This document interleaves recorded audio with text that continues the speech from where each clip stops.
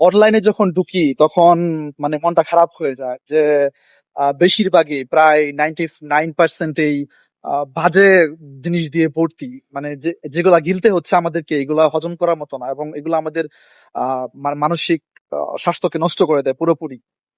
তো দেশে বিদেশে যে যেখানেই আছেন, আসলে এখন তো ফেতনার যুগ, এই ফেতনা থেকে বাঁচা বড় কঠিন।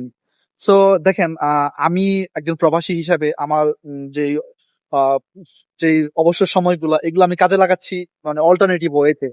আমি তো আর প্রথাগত কন্টেন্ট ক্রিয়েটর নই। আমি চেষ্টা করতেছি আমার সময়টাকে কাজে লাগানোর জন্য, ভালো ভালো কথা বলার জন্য। সো ইউটিউব এবং ফেসবুকে আমরা চাইলেই এইসব বাজে কন্টেন্টের ভিড়ে আমরা চাইলেই কিন্তু পারি যে কিছু সুস্থ কন্টেন্ট, সুস্থ বিনোদন এইগুলাকে প্রতিষ্ঠিত করতে। এটার জন্য আমাদের ইচ্ছা শক্তি, আমাদের ধৈর্য দরকার। আমরা অযথা, আমি দেখতেছি মাঠে ঘাটে, ট্রেনে, বাসে, যেখানেই যাই না কেন সবাই শুধু মোবাইলের দিকে ঝুঁকে থাকে এবং শর্টস দেখে এটা সেটা দেখতেছে। সো আমার মনে হয় কি জানেন, যে এইসব আসলে এখন ছেড়ে দেওয়ার সময়। একটু একটু শিখে আপনি নিজের কেরিয়ার করতে পারেন ইউটিউবে, ফেসবুকে, ভালো ভালো কথা বলে, ভালো ভালো কন্টেন্ট বানায় যেগুলো মানুষের উপকার হয়। সো ইউটিউবিং একটা ভালো অপরচুনিটি এবং ভালো অপশন, ভালো প্ল্যাটফর্ম আমি মনে করি, যেহেতু আমি ইউটিউবের সাথে যুক্ত আছি। ফেসবুকে অনেক ঝামেলা আছে, তো ইউটিউবটা আমি রেকমেন্ড করি।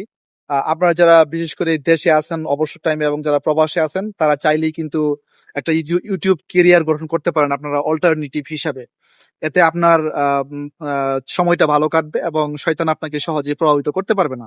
অবশ্যই হালাল এবং সুস্থ কন্টেন্ট, ভালো কন্টেন্ট, যেটা মানুষের উপকারে আসে, যেটা মানুষের মানসিক পরিবেশ বা মানসিক স্বাস্থ্যটাকে নষ্ট না করে, বরঞ্চ মানুষের জন্য কল্যাণকর হিসেবে কাজ করে।